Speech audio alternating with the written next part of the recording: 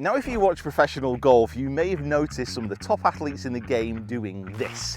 Now, it's called AimPoint, and it's actually quite controversial. Some players and some pundits have been calling for it to be banned. Now, I'm not quite so sure. I have used AimPoint in the past and actually found it quite useful, but I'm by no means an expert. So what I've done is I've come down to the glorious Woburn, where I'm going to have a lesson today of one of the game's leading instructors in AimPoint, Jamie Donaldson. He's going to take me through a lesson, give me the information that I need to hopefully improve my putting, and then I can pass that on to you guys as well. So stay tuned, this should be interesting and it should answer some questions. If you've ever been confused about what the players are doing when they're on the green doing this or doing this, hopefully this video will help you understand a little bit more about what AimPoint is. Right, so what I'm thinking, let's just go through a lesson.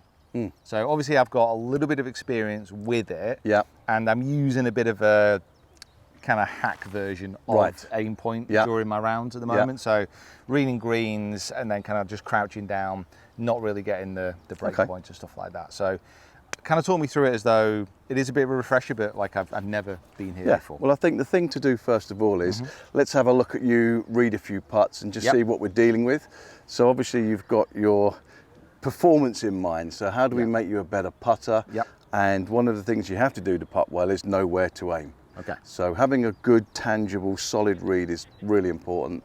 If you've got the best stroke in the world and you choose bad targets, you're going to miss. So I think getting green reads down, nailed down, no room for error is really important. Perfect, cool. Okay, so one of the key things that we need to get good at is feeling slopes. And everyone can feel slopes. Like I've never met anyone that can't feel slopes. However, if I was to try and feel the slope here, I wouldn't feel much because there isn't much there.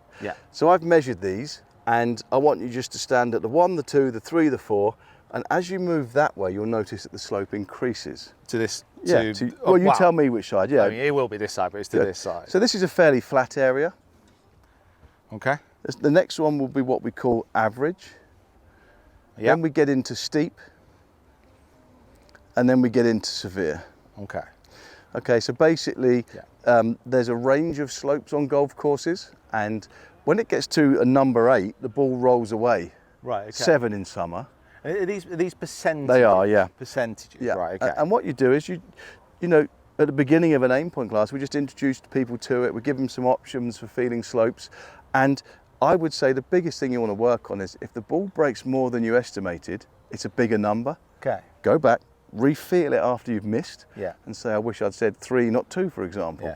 And the idea is every single putt is a calibration working back to you by cause and effect. It's a strange one. Like, I remember the very first time that we did this, like all those years ago, 10 years. And the work that we did then, I think we took maybe about half an hour to like actually calibrate. Do you think this is a 2? Do you think it's a 3? Whatever it's going to be. And I still use the same feelings from that day. Like to now. And that's what we teach in the classes. You know, we spend a good half hour getting this piece perfect. But remember, when we miss, we know why, we can re-feel. It's just feel. AimPoint's all feel. It's all feel. We make a mistake, we just wish we'd made a better choice, and then we go and re-feel it and say, next time I feel that, I'm going to say X, not Y. How do you feel? I feel great. Cool.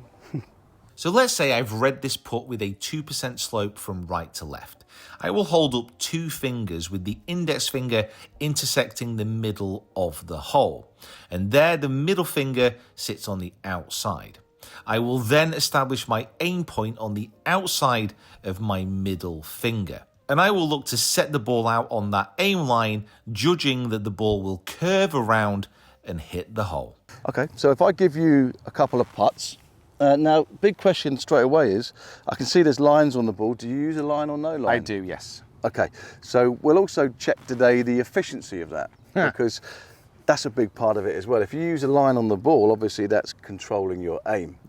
If you put that down in the wrong place, then you're in trouble straight away. Let's give you this. This is a 15-foot putt. And to this one, sorry. So a 15-foot putt. I'd like you to run through your process. I'm just going to watch what you do. So at the moment, what I'm doing is I'm kind of straddling the line. Kind of coming through. What I'm trying to do more and more of is get a read here, like a general read, but I'm focusing a lot more on around the hole. Well, that's because my pace is I don't tend to like ram the putt. Like I tend to dial it in. Right. Well, we're gonna talk about that. Okay. Because already there is an issue there. Okay. And we'll discuss it. But what number did you get? So that's the thing. I'm not using numbers. Oh, okay. So what did you feel then? So all I did there. So I basically certainly around the hole. I'm thinking, okay, I felt it just kind of going to be moving a little bit to the right. Okay. So then, kind of when I'm down behind the ball, I give it a quick check. Yeah. And then what I tend to do, so without kind of using the full system, Yep. which we'll get into a little bit, all I try and do is I try and pick my straight line. Yeah. I try and kind of see how much I think it's going to break. Yeah. And then I'll line up my ball to that point. There's a lot of Pete. There's a lot of grey areas here. This is just how I live my life, Jamie. Well, we need to get a bit more specific here, I think. And then line my ball up to about that point. I don't really take any practice strokes. All I'm focused on is just getting my setup right. And then one last look at the hole, ball, and then I just tend to hole it. Or miss it. Or miss it. Well, I tell you what, this was a classic misread. Okay. Because you went too near the hole. Okay. Now the thing about this read is, if you felt nothing here and nothing here, by going nearer to the hole, okay, you've brought in a very short slope that doesn't really affect break. Okay. So what we learnt with AimPoint is there's only one real area that we have to worry about, and one of the biggest myths we bust with AimPoint is what happens in the last third is irrelevant. Right. Unless the first two are completely flat. So we never measure in the last third, and if you do measure in the last third, this is potentially where we're getting a little bit too close to the hole, and there's a little bit of skepticism over AimPoint. We get a little bit of flack on social media. People are talking about footprints near the hole. To be fair, for that read you had there, that's as near as you should have got to the hole. Got you. Right, okay. So we'll talk about traffic later. So you're telling me if my putt's this far away, I don't need to? No, I don't need to read that. I wouldn't bother. Yeah, I mean, I think that last third read is possibly where people see people too close to the hole. Yeah. Now, I'm not telling you not to measure there because we don't like the look of it. It doesn't make enough difference. Is it the case of, so with these first two thirds, certainly on the last third, it's going to be breaking towards the hole from that point? Exactly. It's already been affected through the middle third. The ball's been tilted here, but also like a one from here. If it is one at the end, it's such a small break. It doesn't really make It doesn't matter. Okay, that makes sense. Cool. Okay, so let's have another one. Let's have this one to this white disc here, please. This one. So generally speaking, so we're going to do 2/3. So there. Exactly. So pretty flat round here. Okay, so I'm getting like one. Cool. This way. Yeah, maybe 1.5 there. Okay. 2. So what we know is that the larger of the two is going to be the most effective number to use. Yeah. So now that we know it's around 1.5, where would that have you aiming? If I was to use... No fingers, because you don't use them yet, do you? So what I do here is I would be looking at a point. So kind of like got this little bit of grass here and then beyond. So all I try and do is I try and visualize a straight line from there to there. Yeah.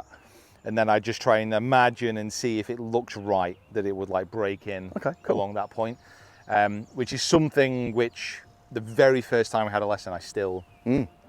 I mean, I love visualizing curve, and I think it's really powerful for a lot of people. There is a little bit of maths we can put behind that, so you can actually calculate where it will be. So it's less of a visual guess or an estimation. You know, we've got a saying, why guess when you can measure? Okay, and that sounds technical, but it's just fingers. So this is why I like it, because that's the most I can count to. Maybe throw in the thumb at the end. Okay, so let's just go with your original aim. Okay. With So no fingers. no fingers, Yeah. Just want to see the effectiveness of the system that you're using right now. Okay, so that's a decent speed. You hit the putt nicely, but it's definitely missed low. Yeah. Something to notice there is, for that to go in, it would probably have to have been 5 foot past. Yeah, to actually account for the break. So so one thing we do see with AimPoint when people learn it is their speed control changes, because your instincts or your subconscious, to make that putt, you'd have had to smash it. Some people would have smashed it, hit the hole in some format, but if they miss it, they've got a 5 footer coming back the other way. So AimPoint has also helped people change their speeds. Yeah. Their ball speed, and it's down to not having to adjust crazy speeds to make putts. That makes sense? Yeah, which makes perfect sense. Yeah. Okay, so let's just look at that one. Okay.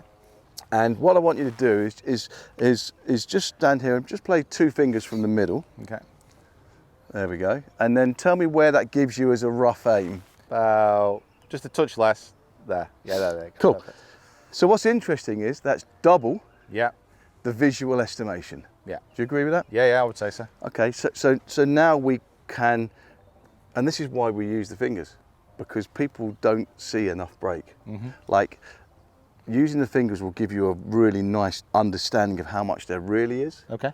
And I would say that most people see about half of what's really there. Okay, that makes sense. You know, I'd say all the classes I've done and the players I've worked with, they normally say, wow, that's half of where I'd normally aim. Okay. So now you might be able to see a little bit of a better curve to the hole, right? Yeah, definitely. And more distinct as well. good. So let's see what this plays out like. This is great, this is right. So what I'd be basically doing here in my head, so from my ball to the right hole, I draw a straight line from the ball to the hole, then a straight line from the ball to where the aim point is. Yeah. And then in that gap, I can kind of like see the... So why don't I put this down where you would see that? Love that. Do it, do it. There we go. Just maybe half a foot too quick in ball speed.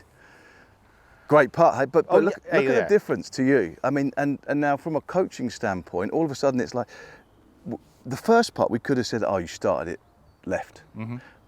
But I don't think you did. No. You know, I think if we can hit this disc with all our reads, we would be happy in the knowledge that our face control at impact is good enough. Yeah.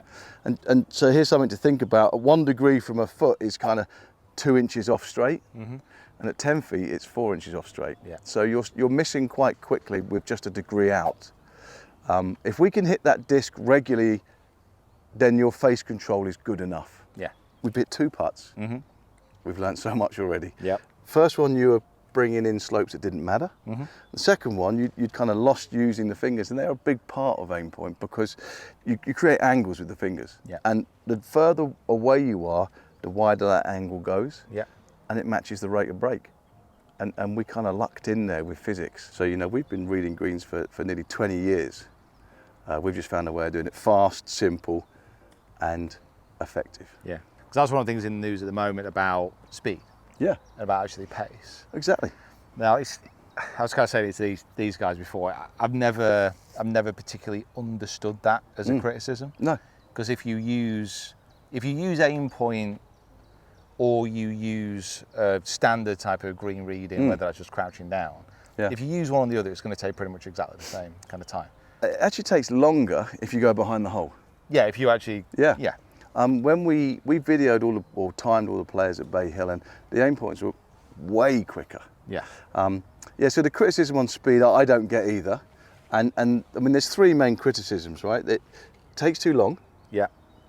There's too many footprints. We'll address that later. And then the craziest one is statistically no one's got any better using AimPoint. Well, we took everyone that's learned AimPoint on PGA Tour, ran their numbers for seasons, and they're all a shot better per tournament after using it. And then we've got players like Morikawa coming out. He's 4th in the world saying AimPoint is 1,000% made me a better putter. And for him, that's big as well. Yeah. Like, because that was always his... Well, not always his weakness, but... Well, he's a hell of a ball striker. Obviously, elite ball striker, yeah. Creates so many chances. Okay, so let's get into this read again. And what I'm thinking, Pete, is we really need to introduce using fingers. So there he's gone too close again. Aye. Creature of habit. So we can measure it here and here, and that's enough. Because between here and here, the slope isn't going to have changed. No, the ball's already curving at this stage. Yeah. It's already breaking, and it's too short a distance to worry about it being an issue. Okay. Okay, what have we got there? So certainly on the second one, it's a 2. Okay, so play 2 fingers for me again, and just come a little closer to your ball. This is like, as far as like where I'm standing, is it just like... I'd be around about here is good. Just like... Yeah, and it definitely changes with the individual, and that's something when you learn it in depth, like let's say with an AimPoint instructor, they would make sure that all the calibrations and these pieces are perfect. So the priority list with you is moving towards tidy the process up, Yeah. and speed control. Let's do a couple more putts and see what we can find on this green. Okay.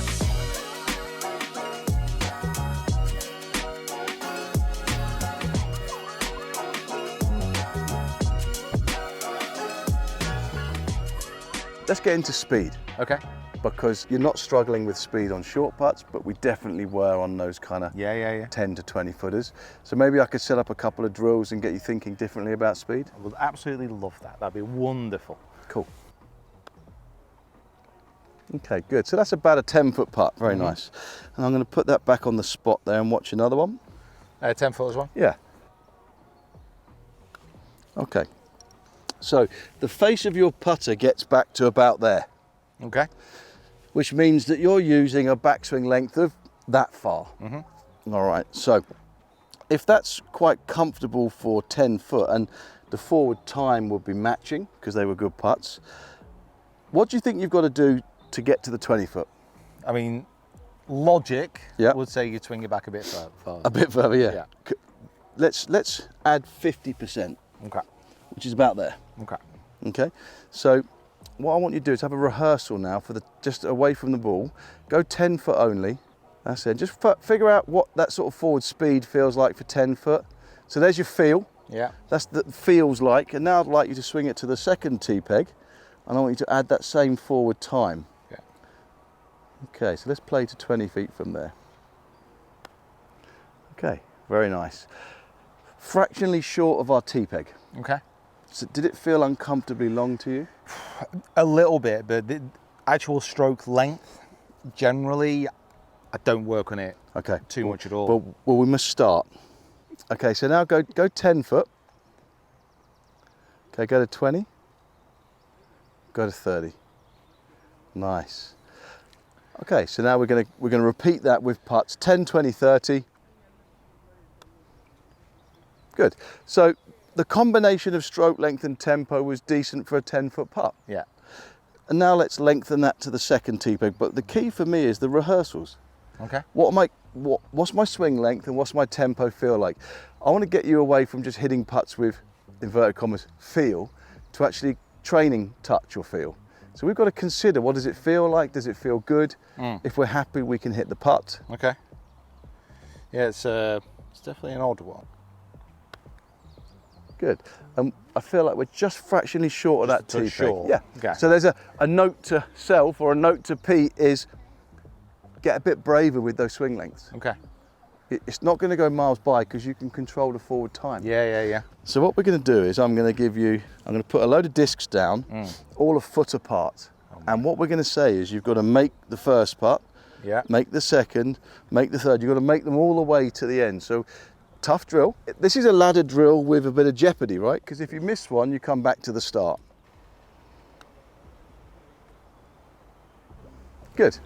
Here we are, Pete. We've managed to get rid of 4 in a row. So what would this percentage-wise be? You would be gaining a huge amount on strokes gained right now. It's kind of incalculable. Yeah. Well, we're 11th level 28. Well, I mean, if this was your first 4 putts in a tournament, you've gained 0.62 on the first putt at least. Pressure building here because you've got a chance to keep beating that record, haven't we?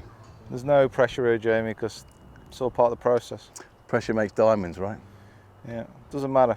You just hit a putt. If it goes in, it goes in. If it doesn't, it doesn't. As long as you put your best effort into it, that's all that counts. Exactly. Son of a gun. Unlucky. Pace-wise, was good. Yeah. Well, remember, realistically, this is mostly a speed drill. Yeah, so yeah. Your speed's been fantastic on all these putts. Yeah, I'll say that. No, it's good. Like as far as the drill as well, like I said, it'll keep you going. Yeah, you've got to be inventive with your practice. If you just drop 3 balls and putt to a hole, you're not going to get better. Yeah. You pull one, you push one, you make one. You're just practicing manipulations.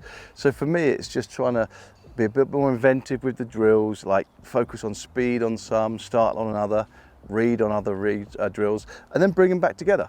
Yeah. Sort of separate the skill, practice them individually, then bring them back together and try them. No, that makes sense. Perfect. So that was fun. Lovely to catch up again and to run through that. And I really hope that there's some pieces there that you can take into your own game. I think so, yeah. Get better. For me, that's obviously I know a little bit more, but I think for a lot of people that's a really good like starting point as well, and a way to understand it. Exactly. Just a touch more. And a lot of people who maybe read things that say AimPoint slow or all these issues, try it out. Yeah. Because I've never coached anyone that thinks it's slow. It's only the people that don't realise. And if you want to learn AimPoint, we've got aimpointgolf.com, where all our certified instructors are listed. And we also do a suite of videos for people that cannot get to an instructor, which is makeeverything.aimpointgolf.com. It's best to learn in person, but we do have the digital for the people that cannot get to see someone. It's always sad. I think whenever we've done like videos, certainly swing quests and like coaching videos in the past, like the amount of people who can learn from a video but then actually go see a coach to get more that individual advice is absolutely bang on. Okay, cool. Jamie, thanks so much. Thanks, Pete. Thank you very much. That was really, really good. Nice refresher, and I feel I've learned a few more things there. Do you feel more confident? I've got to be honest, yeah. There we go. Like even just from the little bits, like the kind of the way in reading it to get that in the intermediate target to kind of like go over. Yeah. Instantly, like visualization wise, which is great there. So perfect. And I'd say with you is I'm sensing a tinkerer. So let's try and create a something to stick to. This is the year of me not tinkering. I'm tinker free. Okay. Well, that's your routine and your green reading and some practice ideas. Non-negotiables. Non-negotiables. Wow. It's nice to leave here as a level 12 putter. See you next time.